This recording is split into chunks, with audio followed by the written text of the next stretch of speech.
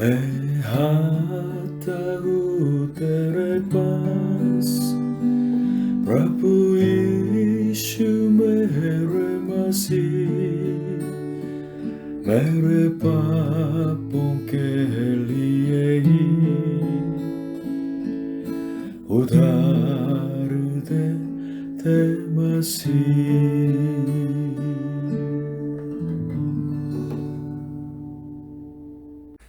Hallelujah. प्रभु यीशु मसीह जी आप सभी को आशीष दें। मनुष्य अपने बारे में क्या सोचते हैं, उसी के अनुसार उसका व्यापार निश्चित हो जाता है। मनुष्य कौन है, इसके बारे में सही दृष्टि रखना उस व्यक्ति के लिए, उसके परिवार के लिए, उसके समाज के लिए और उसके देश के लिए, मानव जाति के लिए बहुत ज़्यादा महत्व है। एक उदाहरण है, जर्मन जाति को सर्वोत्तम समझने वाले हिटलर और उसके नाचिस पार्टी ने 1941 से 45 तक 60 लाख यहूदी की हत्या कर दी, क्योंकि ये लोग सोचते थे कि जर्मन की जाति सबसे ऊपर जाति है और बाकी जातियां वास्तव में नीची हैं और उनके डीएनए बिल्कुल खराब है। और विशेष तौर से यहूदी को उन्होंने सोचा कि सबसे नीची जाति है और ये खतरनाक जाति, इसलिए उनको बिल्कुल सत्यानाश करना है, ये सोचा था। अभी भी देखिएगा 2022 में क्या हो रहा है। रशिया के राष्ट्रपति पुतिन के द्वारा अभी कम से कम 1 लाख से ज़्यादा लोग तो मारे गए उस युद्ध के द्वारा। लेकिन उस युद्ध के पीछे क्या है? यूक्रेन के विरोध में रशियन के बहुत बड़ा घृणा तो छिपा है। आप अपने बारे में क्या सोचते हैं? आप कौन हैं? क्या आप विकासवाद के पीछे पीछे अपने को बिल्कुल बंदर की संतान सोचते हैं, या कुछ धार्मिक लोगों के पीछे पीछे चल के स्वयं को ईश्वर सोचते हैं? आप है कौन? आज हम यहोवा परमेश्वर के वचन यानी बाइबल के एक पद के ऊपर मनन करना चाहते हैं और हम जानना चाहते हैं कि हम कौन हैं और हमारी राह क्या है। इसलिए आज के उपदेश के शीर्षक है सृष्टि की राह, वे ऑफ क्रिएशन। आज के वचन उत्पत्ति बाइबल के पहली किताब, पहले अध्याय, पहला पद। आदि में परमेश्वर ने आकाश और पृथ्वी की सृष्टि की। In English, genesis 1:1। In the beginning, God created the heavens and the earth. आदि में, in the beginning। आज के वचन बताते हैं आदि का टाइम है, उसके पहले का टाइम भी है, और आदि में तो सृष्टि हुई है। हम यहाँ सीख सकते हैं कि जो चीज़ें हैं, मटीरियल है, वास्तव में ये अनादिकाल से नहीं है। एक समय था जब चीज़ें नहीं थी, इसलिए यहाँ इस वचन के अंदर आदि से पहले के जो टाइम में तो वास्तव में चीज़ें थी नहीं। तो आदि से पहले कौन था, ये सवाल है। इस वचन के अनुसार हम सीख सकते हैं कि एकमात्र सच्चे परमेश्वर ही थे, स्वर्गदूत भी नहीं थे और सृष्टि भी नहीं थी। जो कुछ हम देखते हैं, जानते हैं, इस संसार के अंदर सभी चीजें इस आदि के टाइम से पहले तो थी नहीं। इसलिए 33 करोड़ देवता देवी, इसके बारे में हम सोच सकते हैं कि ये सब आदि से पहले थी नहीं। तो क्या है ये 33 करोड़ देवता? वास्तव में लोगों ने बनाया है, लोगों की काल्पनिक बातें हैं। यहोवा परमेश्वर ही आदि से पहले थे। ये अनादिकाल से अकेले होने वाले परमेश्वर हैं। इसलिए प्रभु यीशु ने क्या कहा? यह कहा कि एकमात्र अद्वैत सच्चे परमेश्वर को जानना मुक्ति है, और वो परमेश्वर हम सबको मुक्ति देना चाहते हैं, इसलिए हमें बुलाते हैं। यशायाह की किताब 45 अध्याय 22 पद में इस तरह लिखा है, परमेश्वर खुद कह रहे हैं, हे पृथ्वी के दूर दूर देश के रहने वालों, तुम मेरी ओर फिरो और उद्धार पाओ, क्योंकि मैं ही ईश्वर हूं और दूसरा कोई नहीं है। In English, book of Isaiah chapter 45 verse 22. Turn to me and be saved, all you ends of the earth, for I am God and there is no other. कभी इस वचन को हम हल्का से मत समझ लें, बहुत गंभीर वचन होता है। आप कौन से ईश्वर पर विश्वास करते हैं? ऐसा परमेश्वर है जो आदि से पहले से थे, अनादिकाल से होने वाले परमेश्वर है, या कोई भी देवता क्यों न हो आप उनको मानते हैं? मुक्ति कोई भी देवता को पाने से, उसके पीछे चलने से नहीं मिलती है।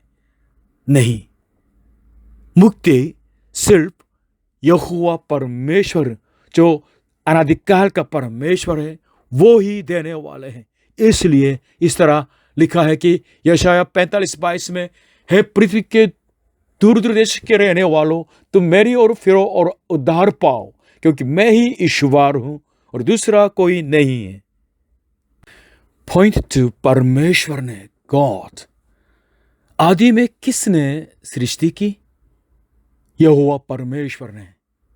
इसलिए यहोवा परमेश्वर सृष्टि करता है और सब चीजों के, सब सृष्टि को अस्तित्व देने वाले और जीवन देने वाले हैं।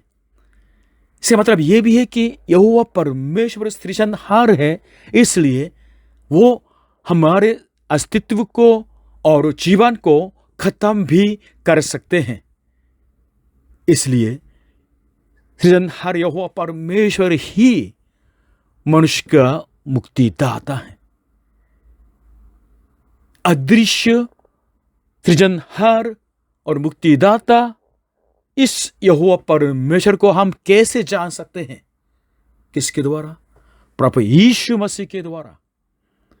अब यूहन्ना रचित सुसमाचार पहले अध्याय 1 से 5 पढ़ेंगे तो यहां प्रभु यीशु के बारे में वर्णन है। लोगोस वचन के टाइटल दिया गया है, तो पहले से 5वीं तक मैं पढ़ता हूं और आप सुनिएगा। आदि में वचन था और वचन परमेश्वर के साथ था और वचन परमेश्वर था। यही आदि में परमेश्वर के साथ था। सब कुछ उसी के द्वारा उत्पन्न हुआ और जो कुछ उत्पन्न हुआ है उसमें से कोई भी वस्तु उसके बिना उत्पन्न न हुई। उसमें जीवन था और वह जीवन मनुष्यों की ज्योति था, और ज्योति अंधकार में चमकती है और अंधकार ने उससे ग्रहण न किया। यहाँ जो लाल रंग में बना दिया है उसके अंदर प्रभु यीशु को डालें तो फिर से मैं पढ़ता हूँ। आदि में यीशु था और यीशु परमेश्वर के साथ था और यीशु परमेश्वर था। यीशु ही आदि में परमेश्वर के साथ था।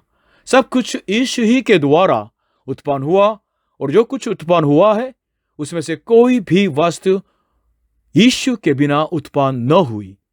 यीशु में जीवन था और वह जीवन मनुष्यों की ज्योति था, और यीशु ज्योति अंधकार में चमकती है और अंधकार ने यीशु को ग्रहण न किया।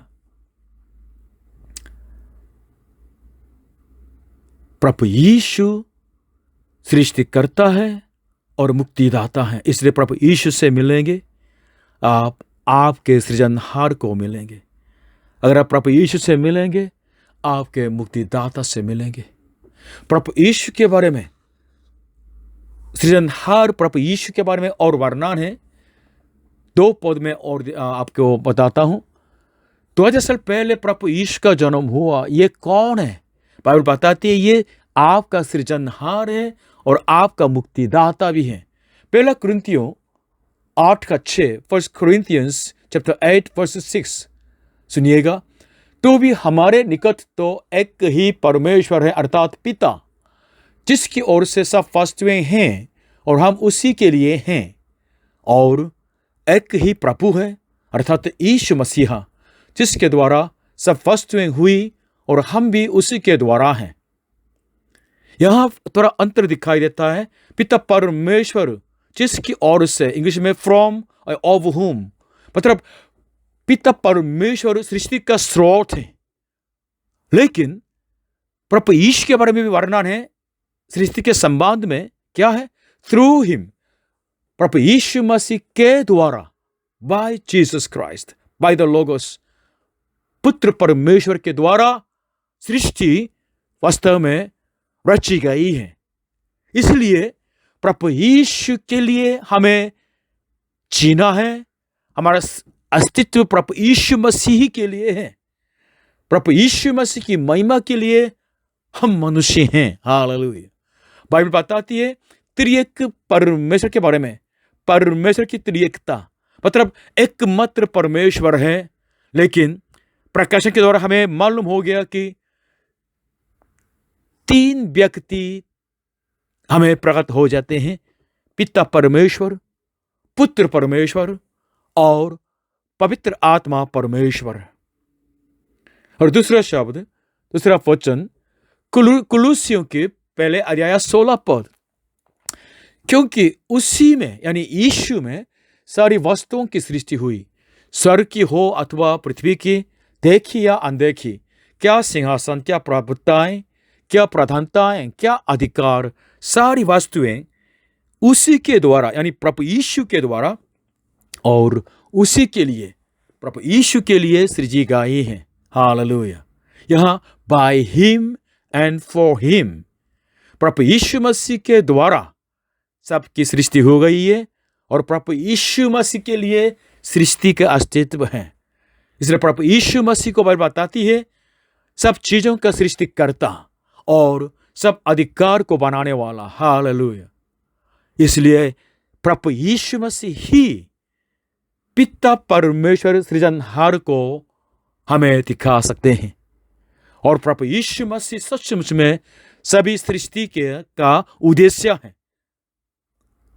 सब सृष्टि के प्रशंसा और महिमा मिलने के योग्य प्रभु यीशु ही है। हालेलुया।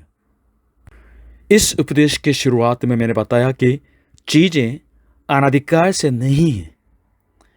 इसका मतलब यह है कि यहोवा परमेश्वर की सृष्टि करना वास्तव में बिल्कुल कुछ न होने से कुछ को बनाने का मतलब है।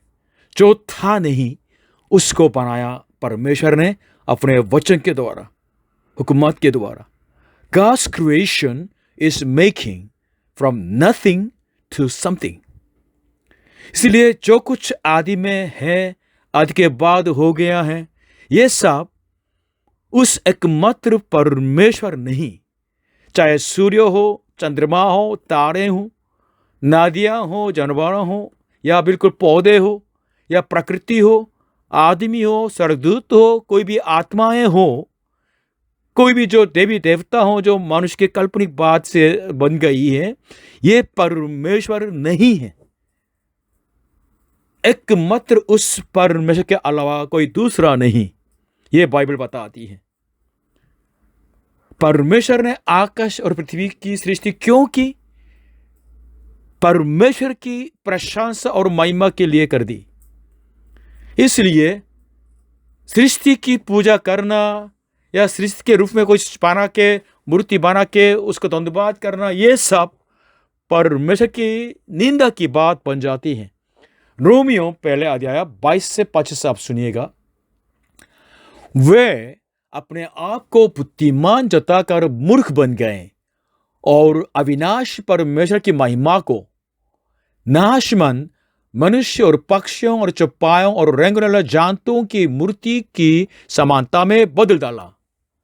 इस कारण परमेश्वर ने उन्हें उनके मान के अभिलाषाओं के अनुसार अशुद्धता के लिए छोड़ दिया कि वे आपस में अपने शरीरों का अनादर करें, क्योंकि उन्होंने परमेश्वर की सच्चाई को बदलकर झूठ बना डाला और सृष्टि की उपासना और सेवा की, न कि उस सृजनहार की जो सदा धन्य है। आमीन। In English, Romans chapter 1 verses 22-25. Although they claimed to be wise, they became fools and exchanged the glory of the immortal God for images made to look like mortal men and birds and animals and reptiles. Therefore, God gave them over in the sinful desires of their hearts to sexual impurity for the degrading of their bodies with one another. They exchanged the truth of God for a lie and worshipped and served created things rather than the Creator who is forever praised. Amen. Hindu धर्म की एक जो sect में भी इस तरह है कि जो आर्य समाज वाले ये लोग मानते हैं कि परमेश्वर रूपहीन है, इसलिए ये मूर्ति नहीं बनाते हैं और मूर्ति की पूजा भी नहीं करते हैं। अगर इस तरह है तो सचमुच में आज के वचन को सुनिएगा, सृष्टि को पूजना बंद कीजिए और मूर्ति को बनाना, मूर्ति को पूजना बंद कीजिए। सिर्फ वही अदृश्य एकमात्र सच्चे परमेश्वर यहोवा ही की आराधना कीजिए, धन्य बन जाइए। आमीन, हालेलुया। आज के वचन के, आज के उपदेश का तो निष्कर्ष कंक्लूजन आपको बताना चाहता हूँ। पॉइंट 1, अनादिकाल का परमेश्वर सृष्टिकर्ता यहोवा को जाने। आदि से पहले से होने वाले अनादिकाल का एकमात्र सृष्टिकर्ता यहोवा परमेश्वर के पास आना है, क्योंकि वो आपको मुक्ति देना चाहते हैं। वो ही आपका सृजनहार है, वो ही आपको जीवन देने वाले हैं, इसलिए आपको मुक्ति दे सकते हैं। पॉइंट 2, अपनी सृष्टि में आए सृष्टिकर्ता यीशु मसीह को जाने। हम सृष्टि के बीच में हमारा मनुष्य का सृजनहार प्रभु यीशु आ चुके हैं। प्रभु यीशु के द्वारा आपका मेरा अस्तित्व है। हमारे अस्तित्व का उद्देश्य भी प्रभु यीशु ही है। हम मानव जाति जब हम प्रभु यीशु मसीह के लिए हम जीते हैं तो हमें शांति मिलती है, हमें सुख मिलता है। प्रभु यीशु के पास आकाश और पृथ्वी का सारे अधिकार प्रभु यीशु के पास है, इसलिए अगर आप प्रभु यीशु मसीह में बने रहेंगे हम सदा के लिए सुरक्षित हैं। हालेलुया। पॉइंट 3, इसलिए सृष्टिकर्ता परमेश्वर ही की उपासना और सेवा करें। सृजनहार यहोवा परमेश्वर ही को धन्यवाद करें और उसकी सेवा करें तो आप धन्य हो जाएंगे। सृष्टि की पूजा में बिल्कुल मत फांसिएगा, मूर्ति को मत बनाइएगा, मूर्ति की उपासना पूजा मत कीजिएगा, क्योंकि मूर्ति आपको बचा नहीं सकती।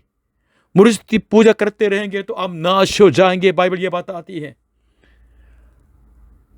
सृजनहार परमेश्वर, अनादिकाल के परमेश्वर के अमर महिमा को सस्ती मूर्ति से मत बदल डालिएगा, मूर्ख मत बन जाइएगा।